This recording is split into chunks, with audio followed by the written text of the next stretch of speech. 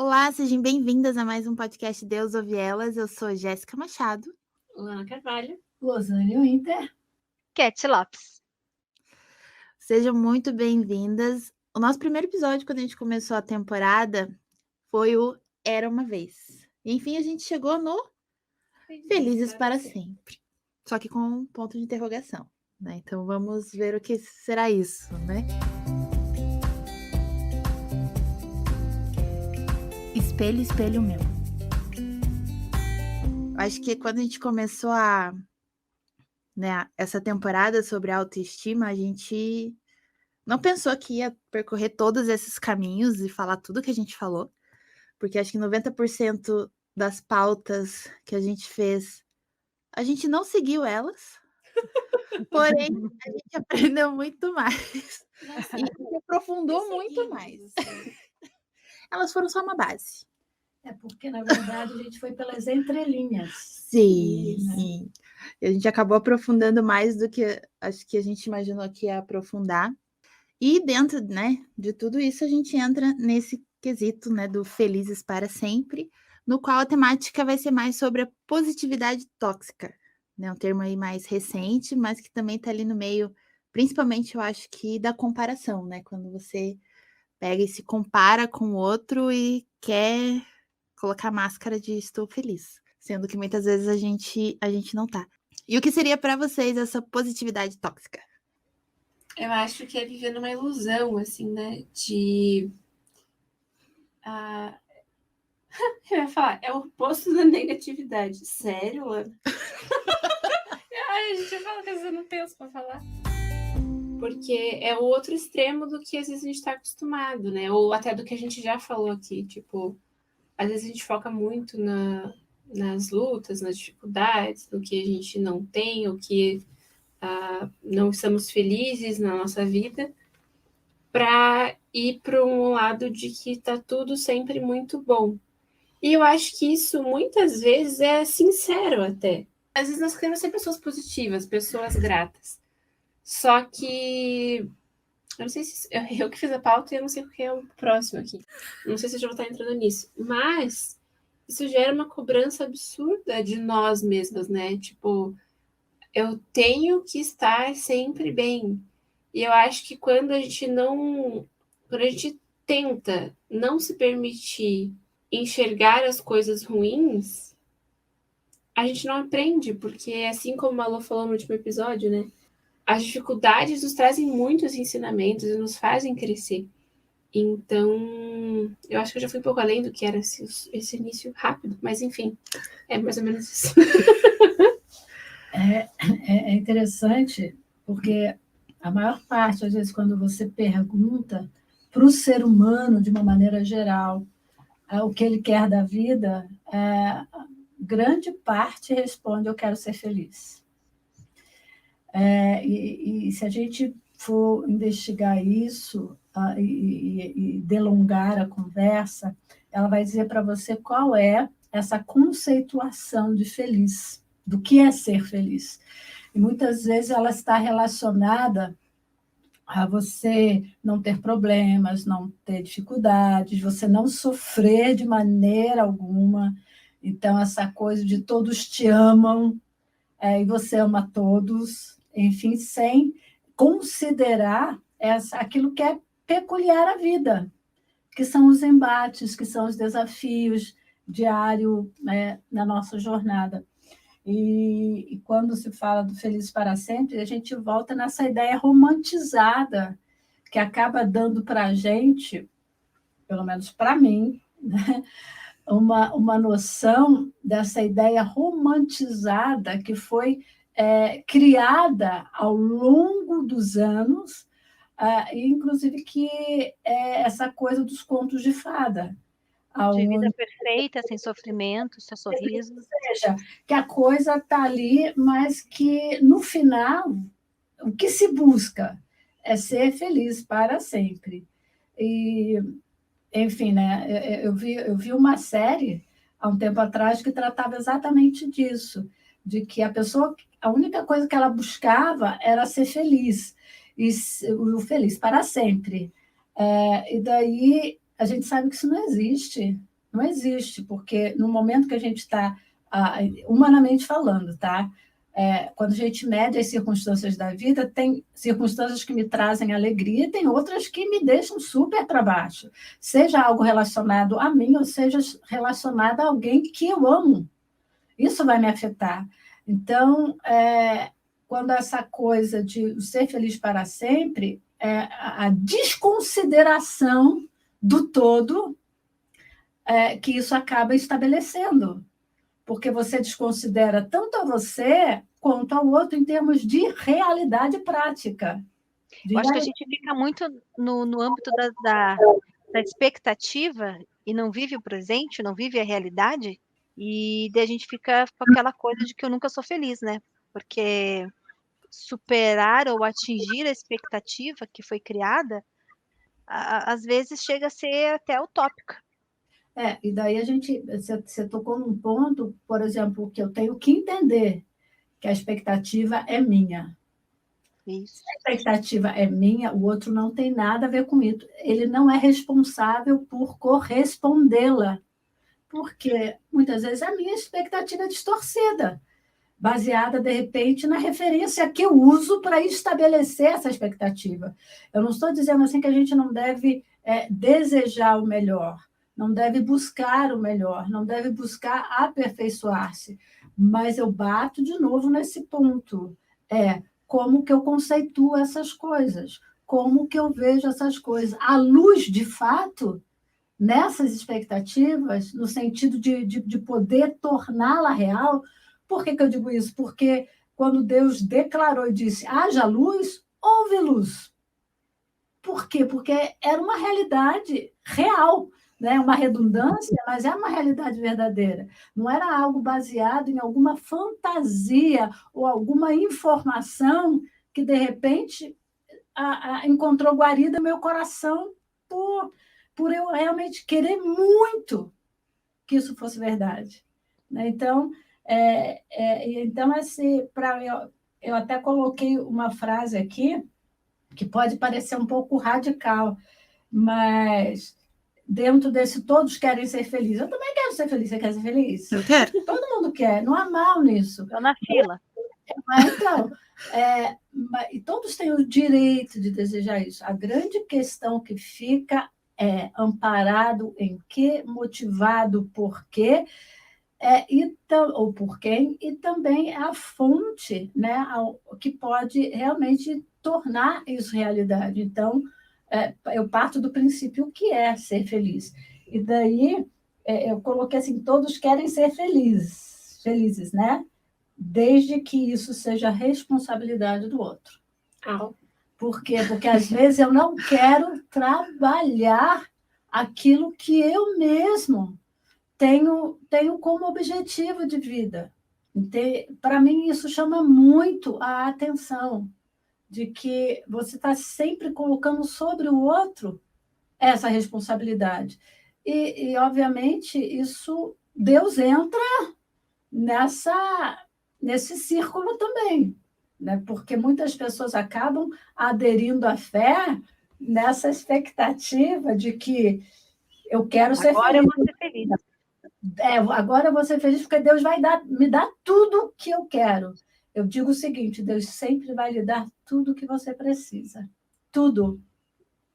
Porém, ele não vai nutrir disfuncionalidades. É aí que entra o Espírito, melhor dizendo, é aí que entra o Espírito de Deus, obviamente, no convencer, mas é aí que entra a Bíblia como espelho, aonde, à medida que você começa a ler e a reflexionar a respeito, ela vai descortinar o teu coração, ela vai descortinar as suas motivações e vai dizer assim, como você está e o que você precisa.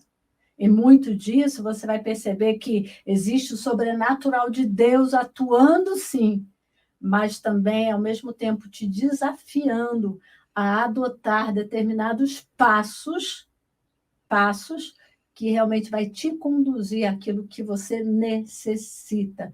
Então, tem muitos momentos na nossa vida nesse do ser feliz que tem a ver com essa parceria entre o Espírito de Deus, a própria presença de Deus, e também a minha disposição, a minha determinação em escolher de tornar prático na minha vida aquilo que ele tem me ensinado.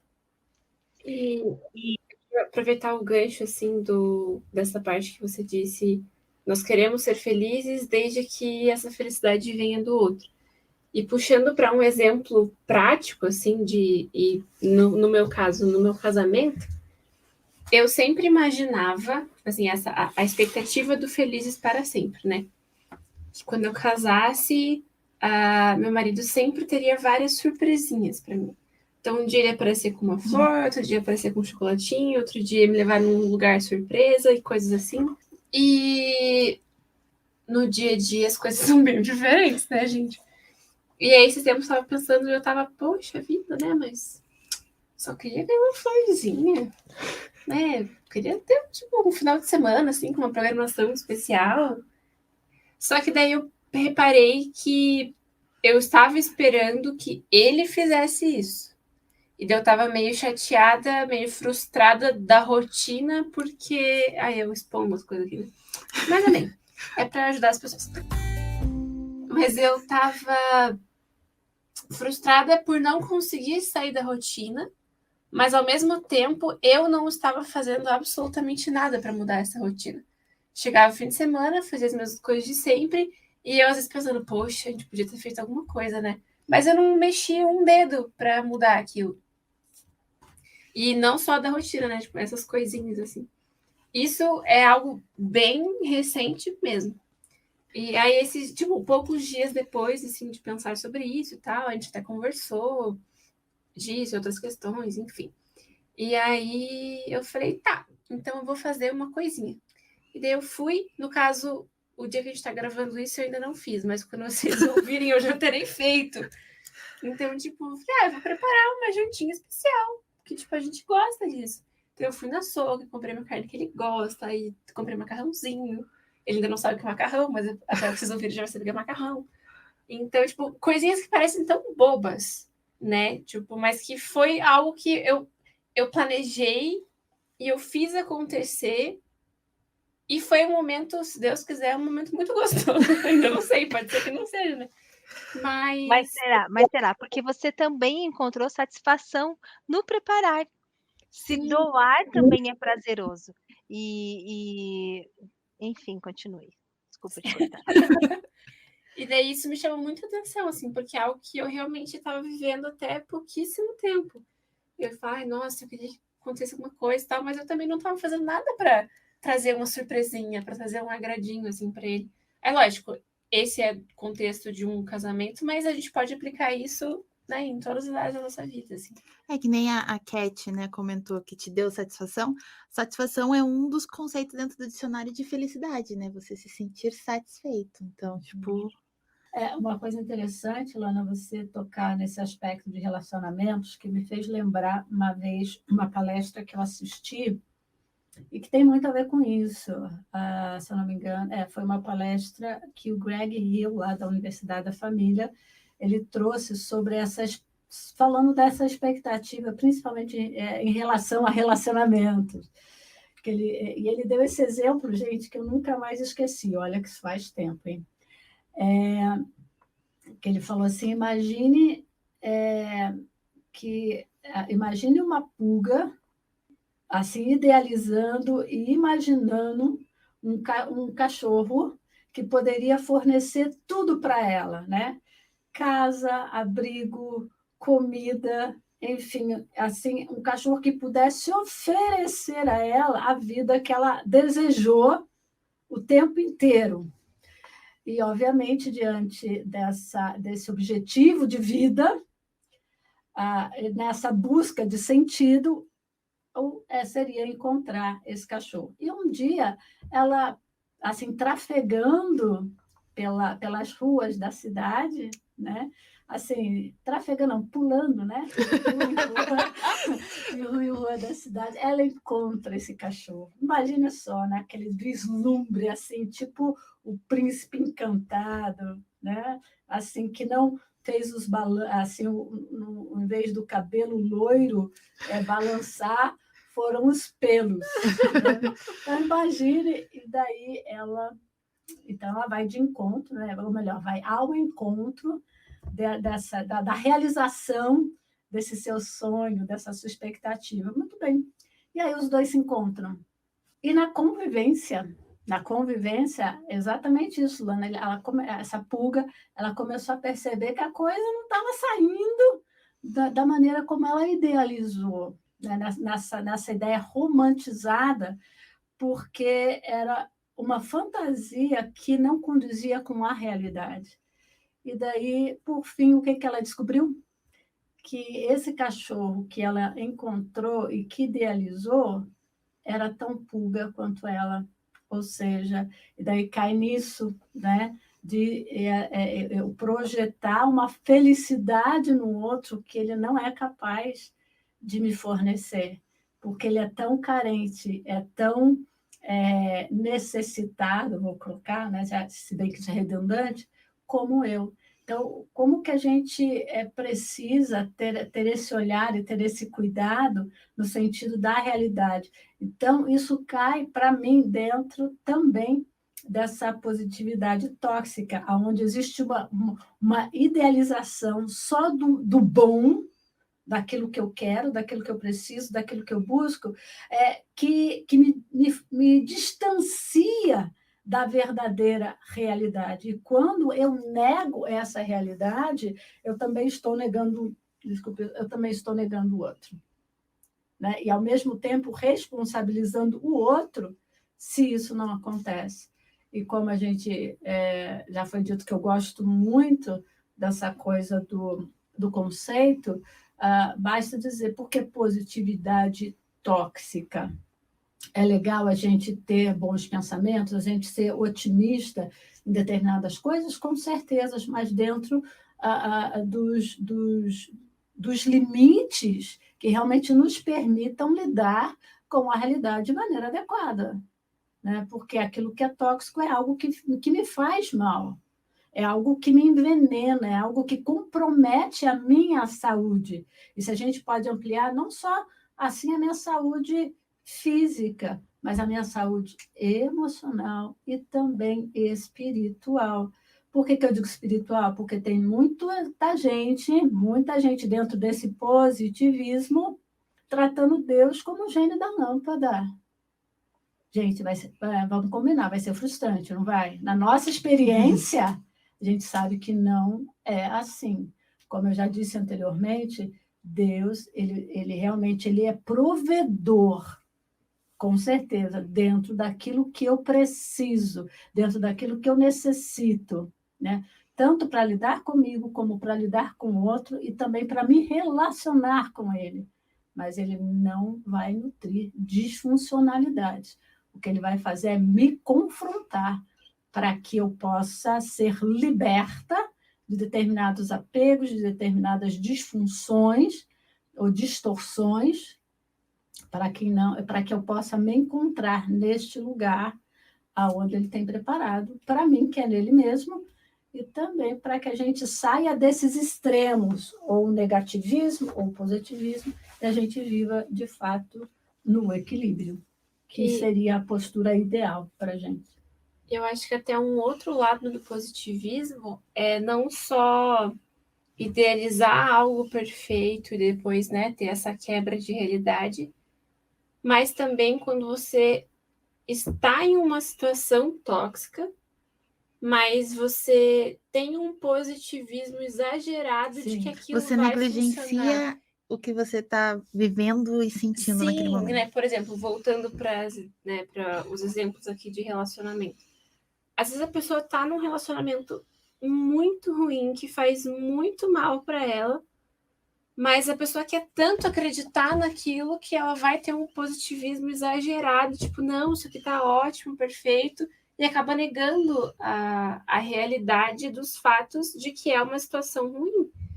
E eu acho que esse tipo de situação também envolve praticamente tudo que a gente falou na temporada, né? Porque se você tem o autoconhecimento, você vai entender que aquilo de fato não te faz bem. Se você tem autoestima saudável e o amor próprio, você vai entender que aquilo não te faz bem. Então, e para você ter tudo isso, você precisa estar em conexão com Deus. Então, são todas essas conexões aí que em todos os episódios a gente acaba fazendo, porque, né, são de fato todas conectadas. Mas acho que esse lado também é importante a gente falar, né? Porque é o positivismo da idealização e também o positivismo da negação, né? Tipo, isso aqui tá ruim, mas não tá ruim. Vai dar certo. Aquela coisa, né? O copo tá meio cheio, meio vazio. Né? É você entender as suas emoções, mesmo aquelas emoções que a gente julga ruim, elas são boas pra gente. Porque elas vão te dar um limite até onde você pode ou não ir. Tem uma... eu até anotei aqui a opinião, né? Já não é minha opinião, mas eu concordo, né? Embora quem seja eu na fila do pão, mas uma psicóloga britânica chamada Sally Baker, ela diz o seguinte a respeito desse assunto, desse tema. O problema com a positividade tóxica é que ela é uma negação de todos os aspectos emocionais que sentimos diante de qualquer situação que nos represente um desafio. É desonesto em relação ao que somos permitir-nos apenas expressões positivas. Negar constantemente tudo que é negativo, que sentimos em situações difíceis, é exaustivo e não nos permite desenvolver a resiliência, que é a capacidade de nos adaptarmos às situações adversas. Então, isso nos isola de nós mesmos, de nossas verdadeiras emoções. Nós nos escondemos atrás de positividade para manter uma determinada imagem, ou até de nos manter longe da imagem que as outras pessoas criam de nós mesmos. Então, a gente entra nessa vibe, né, de que é tudo legal, de que é tudo jóia, que tudo vai dar certo, né? E até a gente vê esses jargões, inclusive no nosso meio, gente, no nosso meio, realmente como de não permitir o sofrimento, de não se permitir o momento que você está vivenciando aquela emoção e vai negando, só que o fato de você negar não torna inexistente. Eu acho que se a gente entra nesse lugar de só negar o sofrimento, só negar a tristeza, a gente também acaba deixando de ter empatia pelo próximo. Exatamente. Porque a gente está diminuindo esse sofrimento. E essa conversa toda me faz lembrar daquela animação Divertidamente, que nós já até estávamos comentando antes de iniciarmos, onde nós temos ali as cinco emoções básicas, né? E você vê a alegria sempre com essa positividade, né? Onde ela olha para a tristeza até deixando de ter empatia por ela, porque você não pode ocupar esse espaço aqui, porque a Riley ela tem que ser feliz, ela tem que ser uma criança feliz, tudo precisa dar de boa na vida dela, essas são as emoções base dela, e ela fica, e a alegria ela tem essa preocupação exagerada em a vida da Riley ser perfeita, que ela nega os outros sentimentos. Aí vem todo o enredo, né, e a animação mostra quanto um sentimento está correlacionado ao outro, quanto nós precisamos vivenciar todos eles. Isto é saudável. E Deus nos criou dessa forma, né? Não é pecado eu estar triste por alguma coisa, não é pecado eu sofrer pelo luto, né?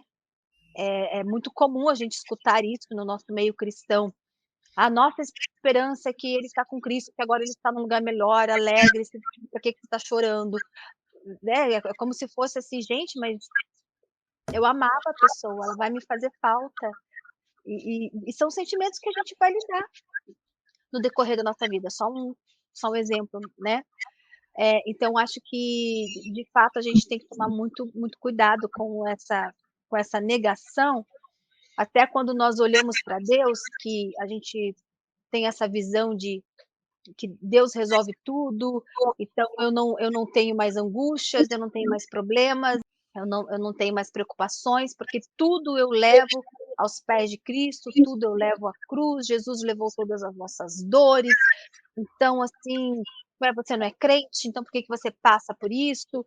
A gente tem que tomar o cuidado de não levar isso por um caminho perigoso de interpretação e acabar negando tudo isso que faz parte da nossa vida. E se você olha a Bíblia, de Gênesis a Apocalipse, você vai encontrar todos esses sentimentos em todos os personagens bíblicos. Inclusive em Jesus, né? Quando ele está ali no jardim do Getsemane, deixa os discípulos e sai para chorar, buscar ali o colo do Pai, o colo de Deus. É interessante você tocar nesse divertidamente, porque foi algo que me ocorreu também, essa questão da alegria, e cabe muito bem aqui nesse exemplo de afastar em todo o tempo, né? De afastar em todo o tempo a tristeza, porque, basicamente, apesar das outras bases ali, a gente tem essas duas se degradando ali, porque ela acha que tem que ser isso, tem que ser isso, tem que ser isso todo o tempo. Mas quão precioso no momento em que ela tenta evitar tanto, né? A alegria tenta evitar tanto aquilo que ela considera negativo, que elas caem numa roubada. Mas nessa roubada, vou usar esse termo assim, né? Já que elas acabam se enveredando por aquilo que não deveria ser, isso também permite um contato com a realidade, do que a tristeza como elemento no crescimento e na jornada, o quanto ela é necessária. E a gente pode ver a mudança de perspectiva aí, quando ela vê, então, quando lá aquele amigo imaginário, e ele não queria sair do lugar, não queria sair daí, e naquela animação, vamos, tentando de todas as formas, e a tristeza vem simplesmente e se coloca do lado, e depois ela diz, mas como que você conseguiu fazer isso? Nada, ele estava triste. Então, só fui empática, né? Então, tem tudo isso a ver. E como isso muda o nosso olhar, então, como lá mais para o final, lá no enredo, vem essa coisa de que esse equilíbrio no reconhecimento da importância de uma coisa e outra é que traz, de fato, o experimentar dessa alegria, o experimentar desse crescimento e dessa vida, né? Ao mesmo tempo que e tem uma cena muito forte nesse filme, aonde a ausência da alegria, a ausência da tristeza, meio que sufoca todas as emoções, ou inibe todas as emoções, ou seja, elas se tornam... ficam sem saber o que fazer, como agir, né? Elas perdem o controle. Exatamente, uma pessoa rígida não tem mais o que fazer, não tem mais o que fazer. E o que traz a recuperação, até para que né, no caso, a Hayley possa experimentar de volta o sentido da vida, a alegria, exatamente ao toque da tristeza, que é a única que consegue remover e reverter, de certa forma, o quadro que havia se estabelecido, porque se tomou uma medida, ou seja, na ausência dessas emoções. Então, eu sei que a gente não está discutindo de filme aqui, mas são exemplos assim muito interessantes quando a gente está falando de emoção, porque uma das coisas que o positivismo tóxico, exagerado, como já foi dito, ela vai buscar fazer exatamente inibir todo o resto. Inibir todas essas emoções, negar tudo, a ponto e criar uma imagem, uma ilusão que fatalmente, em algum momento, vai ruir. E isso é fato. E isso é fato. E tem um pensamento que diz que o fato de você querer evitar o sofrimento é o próprio sofrimento, porque vai exigir de você um esforço muito maior de fugir de uma realidade que você não tem como mudar. Não tem. Não, realmente não tem. Né? O que nós podemos fazer diante de determinadas circunstâncias é escolher como que nós vamos lidar e vivenciá-la, porque a gente pode vivenciá-la com Deus ou sem Ele, baseado na referência tal, coisa tal. Mas, quando você cita a questão do Getsemane, e tem outros exemplos ali onde Jesus demonstra as emoções dele, a própria morte de Lázaro, mesmo sabendo que ele reverteria o quadro. Ele chorou a perda do amigo. Ele poderia ter falado, não, vamos lá. Ele falou para Maria, né? Se crer, verá. A glória a Deus, né? Mas, assim... Mas ele não chega como superstar, né? De, não, calma, cheguei, vou resolver, alegrem-se todos. Não, fica não, aquilo toca ele como o homem que ele se tornou. Aquilo toca ele e ele se entristece. Enfim, né, gente? A gente percebe, a gente pode citar, se a gente olha para Jesus, por mais... existe uma diferença, né? Nesse sentido de que nós não estamos falando assim, quando a gente fala da esperança em Deus, nós não estamos querendo mesclar ou cobrir nenhuma realidade, porque o próprio Cristo, quando ele começa a se despedir dos discípulos, e ele sabe que os discípulos vão sofrer, porque é uma convivência de 3 anos e uma convivência muito íntima.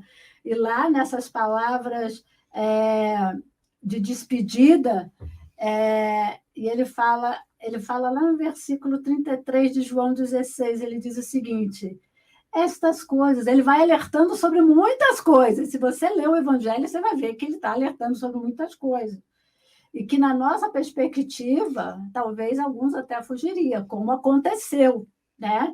De alguns os largarem Jesus e apenas alguns perseverarem. Ele diz no versículo 33 assim, ó: estas coisas os tenho dito para que tenhais paz em mim. No mundo passais por aflições, mas tende bom ânimo, eu venci o mundo. Então, você vê assim que ele não se coloca como um super-herói, nesse sentido, né? Tipo, eu não sinto nada, não vejo nada, tá tudo nice, tá tudo numa boa. Não, ele fala assim, realmente, a realidade é essa, mas é esse aspecto de você ter paz a despeito dos desafios e das situações que você está enfrentando. Então, uma das coisas fabulosas na Bíblia é que não há essa coisa de cobrir a realidade. Realmente é a vida como ela é, mas ele está aqui trazendo uma resposta aos nossos principais questionamentos. Né? E que não é criando imagens, e dentro disso é algo muito perigoso, porque a gente pode fazer dessa positividade extrema um ídolo na nossa vida. E daí você vê a toxicidade, o grau de toxicidade dela, aonde você se torna o seu próprio Deus e ele é o provedor e o gerador de manter você nesse nível, nessa situação, o tempo todo. O tempo todo, algo que realmente te descaracteriza enquanto ser, que te descaracteriza enquanto humanidade a ser expressa. Por quê? Porque é na tua humanidade que Deus decidiu e escolheu se manifestar. Ou seja, no mundo, vocês vão ter aflição, mas tem de bom ânimo. Eu venci. Então, quando a gente vivencia essas questões, não é negando aquilo que nós somos, mas é expressando aquilo que nós somos em Deus e aquilo que nós temos nele, que é esperança. Eu acho que muito disso também que a Lô falou tipo da gente conseguir lidar com nossas emoções, sabendo que nem tudo que é positivo é benéfico, nem tudo que é negativo aos nossos olhos é maléfico para a nossa vida, né?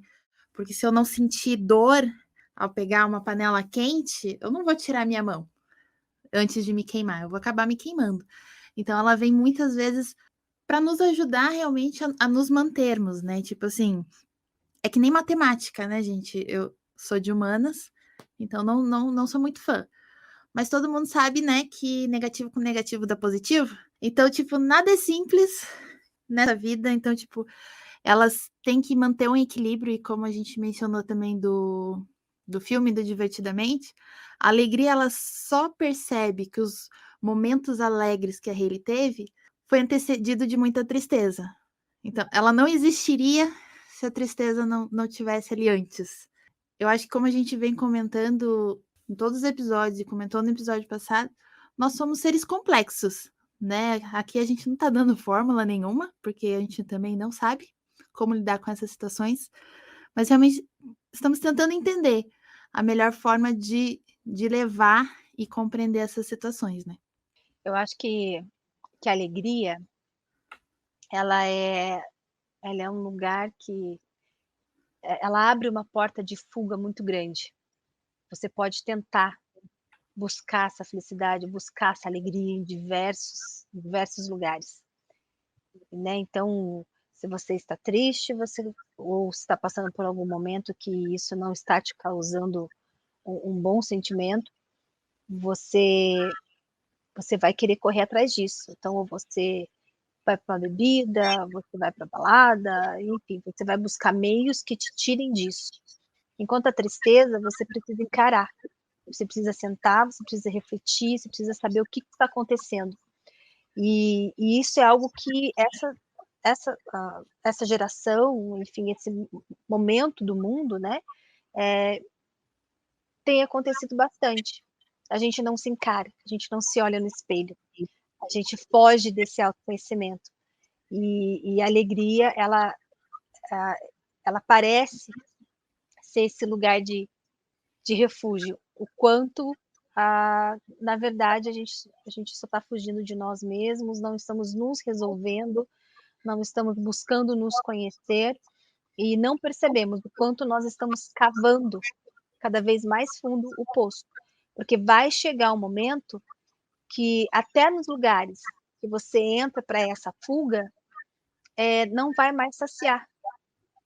E quando você vai cair em si, você já está fundo demais, já está numa tristeza, numa tristeza profunda demais. E então a gente precisa tomar muito cuidado com isso, porque esse excesso de positividade pode nos levar para esse caminho totalmente tortuoso. E na hora que a gente cair em si, a gente vai se ver totalmente perdido e vamos nos machucar muito. Se a gente pega os próprios contos de fada, né, como o nome aí, Felizes para Sempre, o antes do Felizes para Sempre é um perrengue na vida de todas as princesas, né? E daí tem o Felizes, que é só aquele estado momentâneo do final da história, e o para sempre, que a gente não sabe o que aconteceu. A gente não sabe se realmente foi feliz. Provavelmente não, foi só um perrengue, mais perrengues com momentos de felicidade. Por aí. Tem um livro, que eu esqueci o nome, mas ele conta a experiência. É um doutor que ele trabalhou numa colônia, né, com a hanseníase na Índia, e a hanseníase e a lepra.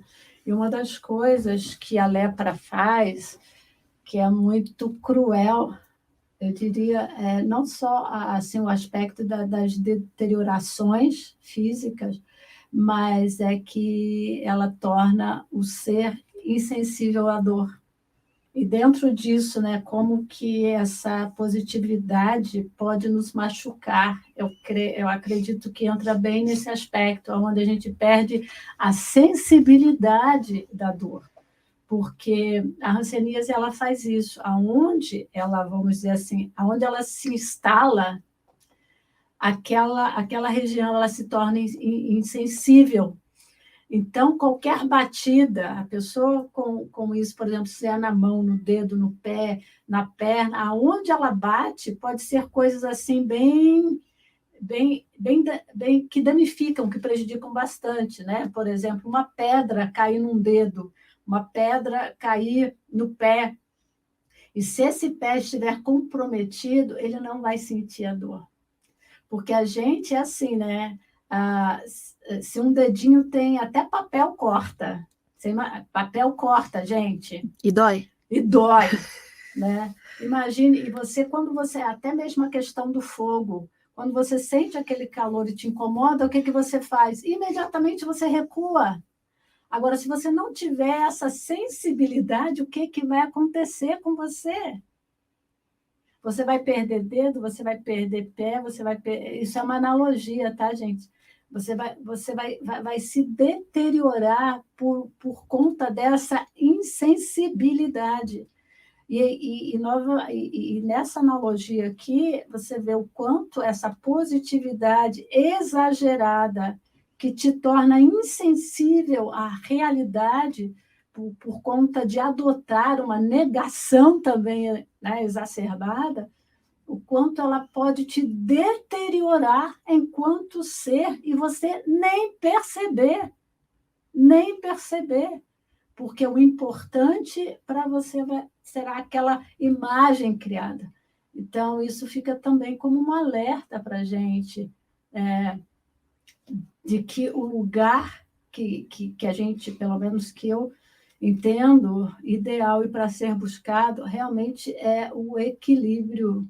É o equilíbrio, é ter esse discernimento, sim, é buscar discernir essas questões da realidade que nos cerca, né, que está aí a todo tempo, nos desafiando, e que é envolta com sofrimento, com dificuldades.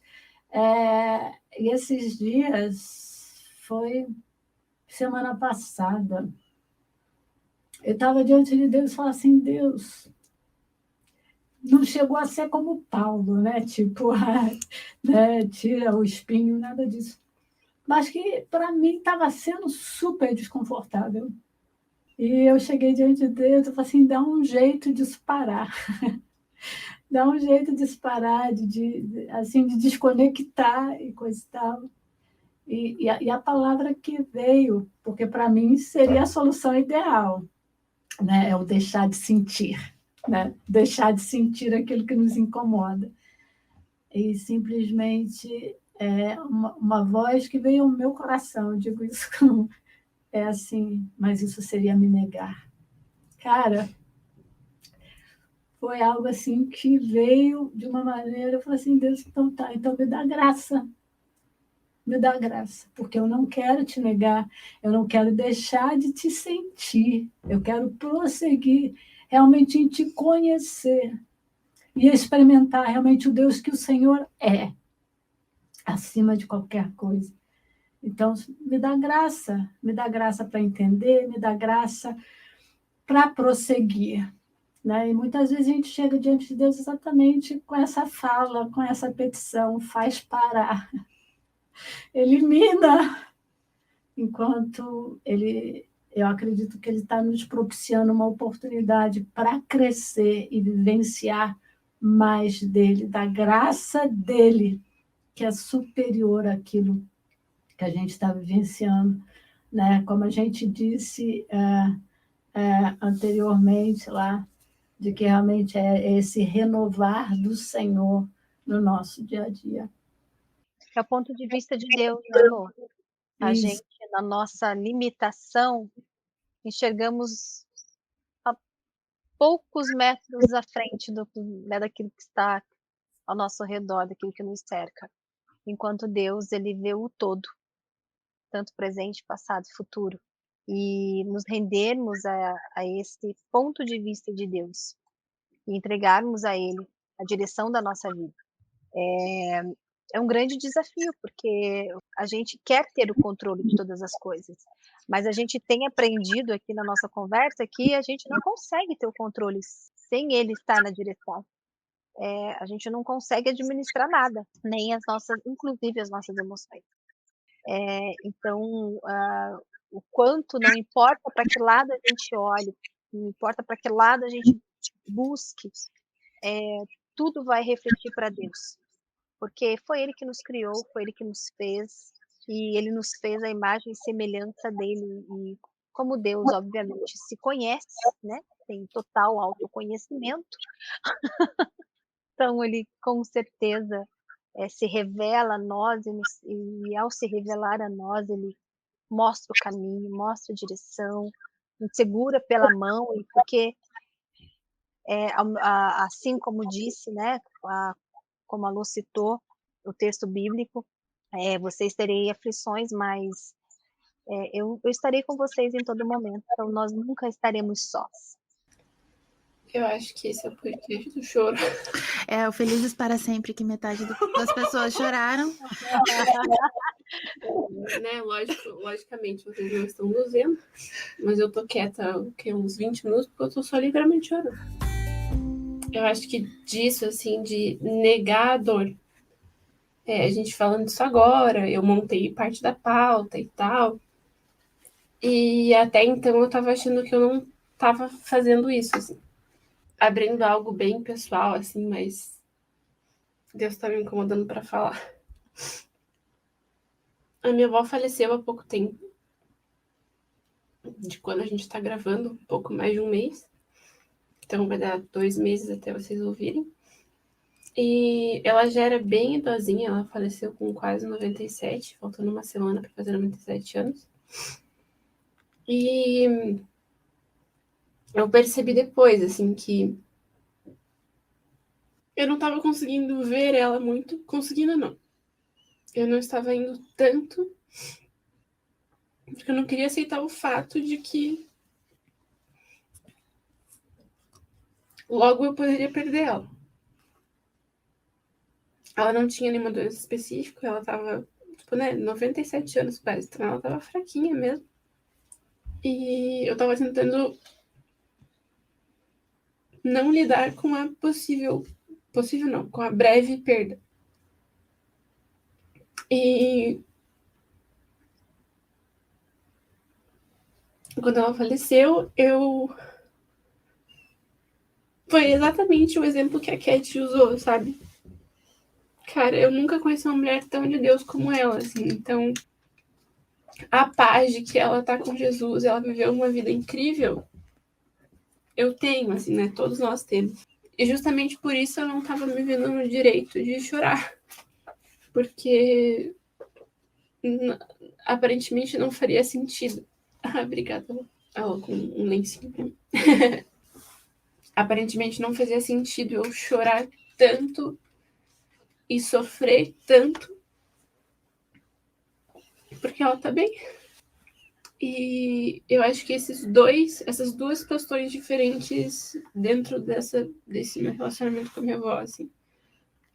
O negar que em breve ela partiria me fez não viver alguns últimos momentos que eu sei que eu poderia ter vivido com ela. Eu não me deixar sofrer o luto fez com que eu estivesse sofrendo muito mais agora, porque eu tô no meu limite, sabe? Então, você, nossa querida ouvinte, por favor, não fique triste com esse episódio. Mas, né, que a gente possa ir aprendendo com as experiências de cada um. É bem isso, Nana. Quando as pessoas tentam forçar uma linha, uma porta, dizendo que nós temos que ser felizes a qualquer custo e que nessa felicidade não cabe nenhum tipo de sofrimento, e isso ele é dito de diversas formas, tanto de forma literal, né? Tem algumas palestras de coaching assim que às vezes eu vejo relances assim nessas divulgações de YouTube, né? Nesses patrocinados assim, vem e me choco com algumas coisas que eu escuto. Como também é dito em cima do púlpito, como também é dito às vezes pela nossa família ou por aquela pessoa que a gente espera um apoio, existe uma cobrança da gente estar sempre bem, existe uma cobrança de que nós, por sermos cristãos, nós levamos a mensagem do Evangelho, nós levamos Jesus, e Jesus é vida abundância, é alegria, e isso nos leva a esse lugar de não nos permitirmos viver a plenitude da nossa vida, sendo que vida plena é passarmos por tudo, por todas essas emoções, por toda essa roda gigante ou montanha-russa, né, que às vezes a gente brinca. Isso é a vida plena. Enquanto as pessoas pregam, dizem que a vida plena, as redes sociais, né, porque você só vê, ninguém expõe suas fraquezas, ninguém expõe os seus problemas. Então a gente é inundado só por sorrisos, só por flashes, fotos bem tiradas, o ângulo correto, lugares paradisíacos, tipo, a vida de todo mundo é perfeita. Isso nos sufoca, porque todo mundo quer viver aquilo. Quem não quer viver? E não é uma questão de ser ou não ser assim, né? É o nosso eu. E nesse autoconhecimento, a gente descobre isso, que Deus nos fez assim. E vamos vivenciar tudo isso, porque faz parte da nossa vida plena. O único lugar que a Bíblia diz onde não haverá mais dor, onde não haverá mais choro, onde não haverá mais tristeza, aonde nós teremos a restauração daquilo que Deus criou no Éden, é quando formos morarmos todos juntos na eternidade com Cristo. Esse é o único lugar onde nós não teremos mais nada disso. Enquanto estamos aqui na Terra, todos esses sentimentos fazem parte da nossa vida. E quanto mais a gente reconhece isso, e com a ajuda de Deus, né, de Jesus, Espírito Santo, como nós conversamos em toda essa temporada, a gente acessa a um alto refúgio, né, que é os braços de Deus, o Altíssimo, aonde de estarmos com o Senhor, a gente consegue citar Salmos, né, 23, que o Senhor é o meu bom pastor e não preciso de mais nada, porque tudo eu encontro nele, todas as respostas estão nele, todo o meu suprimento está nele, toda a minha provisão está nele, e não nele como gênio de lâmpada que eu peço 3 desejos ou desejos infinitos e isso acontece, mas porque ele me dá direcionamento, força, restauração, para que eu continue na minha caminhada, até nos encontrarmos e vivermos juntos eternamente, porque lá será o nosso felizes para É interessante você citar Salmos, porque eu estava pensando exatamente em Salmos, enquanto a Lana falava, ou melhor, compartilhava, que exatamente isso, Salmos é a alma escancarada, porque você vê ali você vê angústias, você vê alegria, você vê questionamentos, você vê medo, você vê assim o desgostar de algumas coisas, enfim, o desgosto, né? Mas em todas essas expressões nos Salmos, 2 coisas que sempre me chamaram muito a atenção e que às vezes a gente tenta negar. Uma é que é aquilo que Paulo mesmo expressa, né? Graças a Deus sou o que sou, onde esse virar a alma do avesso e dizer eu estou dessa forma, eu estou desse jeito, e o fato dessa confissão diante de Deus não diminuir quem ele é. E às vezes a gente vive debaixo de uma pressão de que assim, é uma distorção de crença, ou melhor, uma crença estabelecida de que se eu disser que eu estou triste, se eu chorar, se eu disser que, de repente, questionar por que está acontecendo determinadas coisas, eu estou denegrindo a imagem de Deus.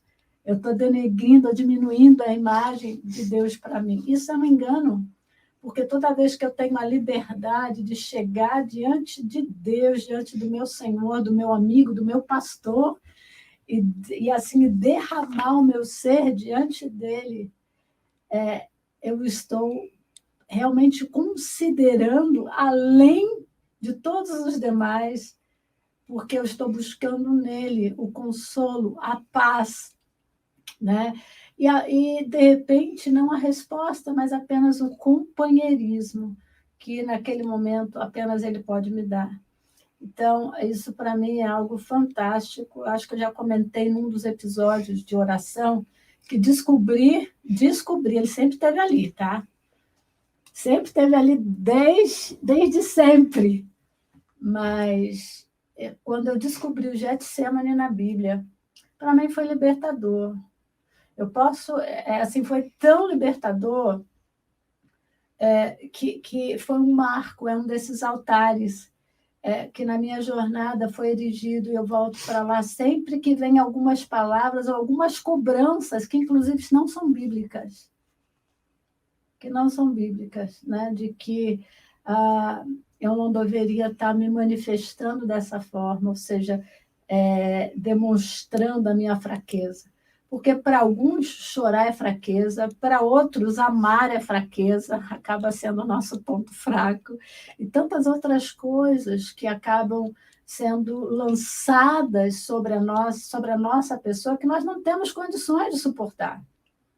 Não temos condições de suportar, a não ser com a companhia de Deus, ou de rejeitar determinadas coisas que vêm são lançadas sobre nós, né? E uma delas é esse investimento recorrente dentro de determinados meios no positivismo exagerado, e, infelizmente, mesmo dentro do meio eclesiástico cristão que a gente vive, é que a gente tem que se tornar super-humanos quando nós não somos. Gente, nem Cristo exigiu isso de nós. Se a gente pode perceber, Jesus, apesar de ser Deus, ele manifestou a sua humanidade de uma maneira tremenda, me dando assim um exemplo, já que ele é o meu exemplo maior, no sentido de que realmente há momentos que eu vou sentir o que eu estiver sentindo. Contudo, a despeito disso, eu posso trazer Deus de uma maneira muito especial, viver Deus naquele momento de uma maneira inusitada, sem que ele deixe de ser Deus para mim. E o Getsemane, para mim, assim, é o ápice, né, de toda essa liberdade, melhor dizendo, de toda a liberdade que eu sinto de poder chegar diante dele e dizer, olha, realmente eu não estou bem, isso me machuca demais. Apesar de ser uma situação como a questão da morte, ser uma situação recorrente, e que nós lidamos com ela todos os dias, a todo momento, com pessoas próximas, com pessoas distantes, mas a gente está sabendo, né? Pessoas que a gente nem tem nada a ver, por exemplo, com um determinado ídolo de cinema, disso, daquilo, falece, a gente fica chocado, né? Quem é fã, e sente como se fosse, enfim. Então, a gente percebe isso, né? Que em face dessas situações é o que a gente vai enfrentar algo de errado nisso, de jeito e maneira. Faz parte da nossa humanidade. Mas o mais importante nesse reconhecimento que a gente faz é que realmente que a gente tem a opção e a gente tem o privilégio, eu diria, de não passar por isso sozinho. Porque por mais que pessoas estejam ao nosso lado, tem um que pode estar em nós. Não apenas do lado, mas em nós. E isso nos dá essa segurança de poder vivenciar o nosso momento de uma maneira adequada e apropriada, que também entra nessa questão que a própria Cat citou, de que é a questão da vida plena, porque a vida plena em Deus não é ausência de dificuldades, não é ausência de tristeza, de sofrimento, de embates, mas é essa certeza de que realmente nele a gente pode vencer e vivenciar esse tempo de uma maneira assim estrondosa e maravilhosa, eu diria, apesar da dor, por conta da companhia dele conosco. E assim, algo que me ocorre é sobre João 15, 11, o quanto a gente precisa considerar essa coisa de estar na videira, de eu ser o ramo, de eu ser a videira, e que o que eu vou manifestar é a vida da videira, né, nos frutos que eu produzi. E isso é muito, traz assim, um alento muito grande nesse sentido de que às vezes a gente faz um esforço tão grande para manifestar uma coisa que a gente já tem, desde que esteja conectado, desde que esteja na videira. E o versículo 11 de João 15, assim, se eu posso recomendar, hoje, você que está me ouvindo, realmente leia João 15. A gente já citou várias passagens bíblicas, mas João 15, leia dentro dessa perspectiva também, que no versículo 11, ele vai dizer assim, que tudo aquilo que ele tinha dito em termos de permanecer na videira, de permanecer no amor de Deus, né? Permanecer no meu amor, etc. E tal, ele diz o seguinte, que ele tem-vos dito estas coisas para que a minha alegria permaneça em vós e a vossa felicidade seja completa. E se a gente for perceber qual é a alegria de Jesus Cristo, a gente vai ver que a maior alegria dele é nos ter com ele. A maior alegria de Deus, de fato, é nos ter com ele. A maior alegria de Deus é a gente o ter conosco. Então, você vê, né, que a própria oração de Jesus, lá em João 17, ele vai orar exatamente para isso, para que sejamos um. Então, a maior alegria de Jesus é conhecer o Pai, e ele partilha isso conosco, já que ele é a expressão visível do Deus invisível. A gente tem aí uma direção tremenda para a gente meditar, para a gente refletir e realmente encontrar nele essa felicidade que a gente tanto tem buscado em caminhos que têm sido ilusórios, de certa forma ilusórios. Eu acho que o que fica é não apenas corramos para nós felizes para sempre, mas para aquele, né, que está conosco até a consumação dos séculos. Lembrando você, nosso Ventinho, daqui 15 dias, fique ligada, teremos o Deus Vê Elas, onde você estará nos vendo. E logo depois, 15 dias depois, tem uma reunião de pauta, né? Porque você já conhece, né? Que é aí alguns recortes do que a gente fala antes das gravações. Então, baboseiros. Relevantes. São várias coisas relevantes. Né? Mas esse, né? Na teoria e na prática, é o nosso último episódio de uma temporada regular, né? E nós oramos para que tenha sido edificante para você, como com certeza foi para nós. E não esqueça de nos seguir nas nossas redes sociais, Instagram, Facebook, como Pão Diário Oficial, no YouTube como Pão Diário Brasil. Acesse o nosso site pãodiario.org.br e até uma próxima temporada. Então é isso, gente, porque, né, não esquecendo, Deus ouve elas. Deus te ouve. Deus nos ouve. Tchau, tchau. Tchau. Fiquem com Deus.